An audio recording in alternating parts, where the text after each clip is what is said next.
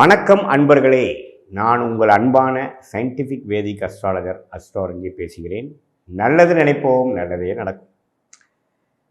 நம்மளுடைய சேனலில் வர வீடியோஸ்லாம் தொடர்ந்து பார்த்துட்ருப்பீங்க நம்புகிறேன்.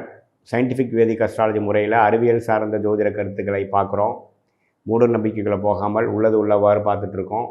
அந்த அடிப்படை அந்த வரிசையில் பார்த்திங்கன்னா இந்த வீடியோவில் சுக்கிர திசை யாருக்கு ஒரு யோகத்தை கொடுக்கக்கூடிய ஒரு திசையாகவும், யாருக்கு ஒரு அபயோகத்தை கொடுக்கக்கூடிய ஒரு சுமாரான பலன்களை கொடுக்கக்கூடிய ஒரு திசையாகவும் எந்த லக்னக்காரர்களுக்கு வருதுன்னு பார்க்கணும்.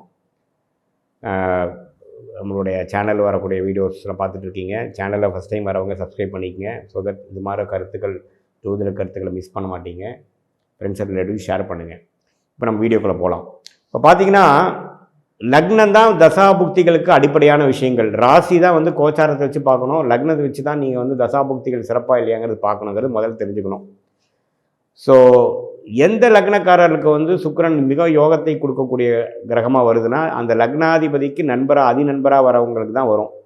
இப்போ நான் முதலே சொன்ன மாதிரி அந்த சுக்கிர அணி குரு அணி இருக்குது. சுக்கிர அணிங்கிறவர் வந்து சுக்கிரன், ராகு, சனி, புதன்.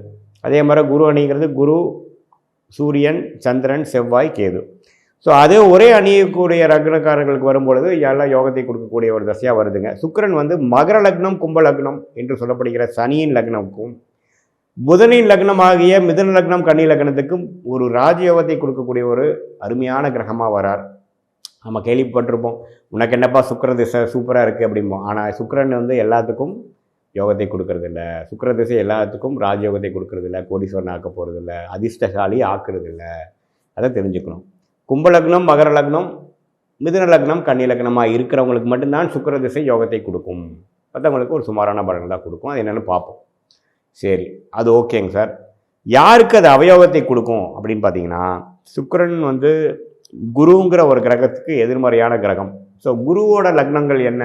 மீன லக்னமும் தனுசு லக்னமும். ஸோ மீன லக்னக்காரர்களுக்கும் தனுசு லக்னக்காரருக்கும் சுக்கிரன் பார்த்திங்கன்னா ஒன்று 6ஆம் வீட்டு அதிபதியாக கடன், நோய், எதிரி, வம்பு வழக்கு கொடுக்கக்கூடியவராகவும், 8ஆம் வீட்டு அதிபதியாக வம்பு வழக்கு, பிரச்சனை, இக்கட்டான சூழ்நிலை கொடுக்கக்கூடிய ஒரு கிரகமாகவும் வருகிறார்.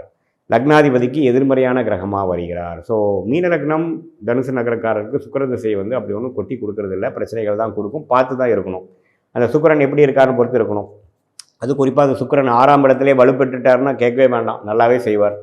12ஆம் இடத்துலேருந்து 6ஆம் வீடு கனெக்ட் ஆகிட்டாலும் பிரச்சனைக்கு பண்ணுவார். ஸோ அதெல்லாம் கொஞ்சம் பார்த்து தான் பண்ணணும். இதில் ஒரே ஒரு விஷயம் என்னென்னா, 8ஆம் பாவம் வந்து மீன லக்னத்துக்கு 8ஆம் பாவத்துக்கோட அதிபதியாக வரனால, அட்டமாதிபதியாக வரனால வெளிநாடு வாய்ப்புகளை கொடுப்பார். ஸோ நல்ல தசாபுக்திகள் வரும்பொழுது, அதாவது சுக்கிரனே கொஞ்சம் நல்லா இருந்து ஒரு குருவின் பார்வையிலிருந்து ராகு, சனி, செவ்வாய் பார்வையில் இல்லாமல் நல்லா இருக்கும் பொழுது வெளிநாடு போய் எல்லாம் ஜெயிக்கலாம். இல்லைன்னா வெளிநாடு போய் அங்கோல பட வச்சிருவார். அது மாதிரி விஷயங்கள்லாம் தனுசு ராசி, மீன ராசிக்கு வர கேர்ஃபுல்லாக இருக்கணும். தனுசு லக்னம், மீன லக்னக்காரர்கள் கேர்ஃபுல்லாக இருக்கணும்.